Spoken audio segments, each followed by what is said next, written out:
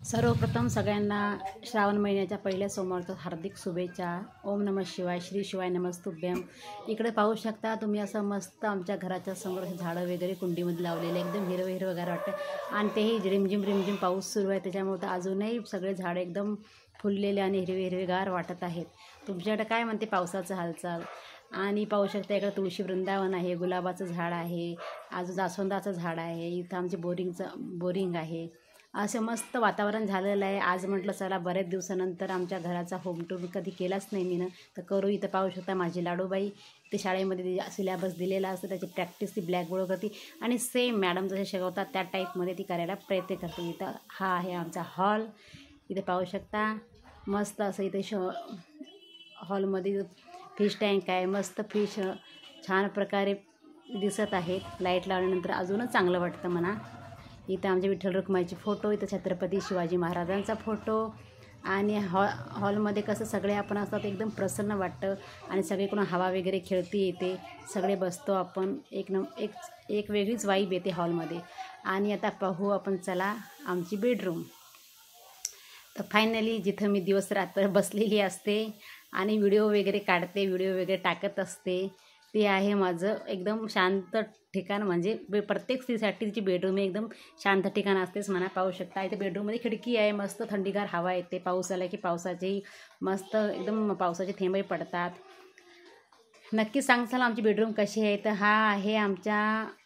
हे आहे कपाट, हे माझ्या दोन्ही मुलींची अलमारी आणि इथं तिच्या डेली रुटीनचे बास्केटमध्ये कपडे टाकलेले, इथं शाळेचं कॅलेंडर, शाळेमध्ये कोणते कोणते इव्हेंट वगैरे असतात ते, आणि हा गणपती बाप्पाचा फोटो लावला बेडरूममध्ये, एक विठोबा रुक्माईचा फोटो आहे विठ्ठलाचा, आणि हे आहे फोटो फ्रेम माझ्या मोठ्या मुलीच्या 5व्या बड्डेमध्ये आम्ही काढलेली। तर तो फोटो खूप मस्त निघाला। एकही फोटो फ्रेम नव्हती, म्हटलं तर आपल्या फॅमिली फोटो एक पाहिजेच बेडरूममध्ये, असं पाहिलं की प्रसन्न वाटते। आणि फायनली आलेली आहे मी किचनमध्ये। हे आहे आमचं छान असं सुंदर प्रसन्न वाटणारं देवघर आणि इथं रोज आमच्या सासूबाई खूप छान एवढी सुंदर पूजा करतात रोज सकाळी, खूप प्रसन्न वाटतं देवघरात आल्यानंतर।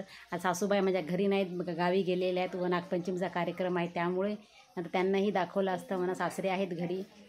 हे पाहू शकता इकडे साईडला फ्रीज आहे, हे आहे आमचा गॅसवट्ट्यावर नवीन पेपर ते मीशोवर पाहिला होता मी, तो ऑनलाईन बोलवला, तो लावलेला आहे, तो खूप चांगला वाटत आहे। इथं किचनमध्ये खिडकी आहे म्हणजे हवा वगैरे येते आणि म्हणजे गरमी जास्त उन्हाळ्यात जाणवत नाही। आणि हे पाहू शकता तर डबे वगैरे लावलेले, बसायला इकडं तिकडं झालेलाच आहे कारण आता साफसफाई बाकी आमची करायची। आणि इकडे पाहू शकता तुम्ही इथे बेसिंग आहे आणि इथं वर आरसा लावलेला आहे, छोटंसं असं बेसिंग। आणि इकडं असं गल्लीमध्ये आमच्या गल्लीमध्ये जागा आहे, म्हणजे खालच्या घर हे पहिल्या आईबाबांच्या वेळेस बांधलेलं आहे, तर जागा वगैरे खूप अशी म्हणजे मोकळी ठेवलेली आहे। इकडे गल्ली ठेवलेली आहे मोकळी सगळं, इकडे संडास बाथरूम, इकडे अटॅच संडास बाथरूम बेडरूममध्ये नाही आहे। इथं पूर्ण पाण्याच्या कोठ्या वगैरे आम्ही भरून ठेवतो 8 दिवसाला नळ आल्यानंतर। आणि इकडं भांडे वगैरे घासण्यासाठी जागा आहे, कपडे धुण्यासाठी मोठा म्हणजे हे ठेवलेलं आहे। आणि इकडे कपडे वगैरे पावसाळ्यात वाळू घालतो आणि कपडेही वाळले म्हणजे वर टेरेसवर न्यायची गरज पडत नाही उन्हाळ्यामध्ये हिवाळ्यामध्ये। असं आहे आमचं छोटंसं सुंदर घर। वर पण आहे, वर काही मी गेली नाही, काय दाखवलं नाही, पाऊस सुरू आहे इकडे झिमझिम, त्याच्यामुळे राहू दे म्हटलं, घरी कोणी नाही आहे, वरच्या रूमला लॉकच आहे त्यामुळं। नक्की सांगसाल आमचं छोटंसं सुंदर घर कसं वाटलं कसं नाही।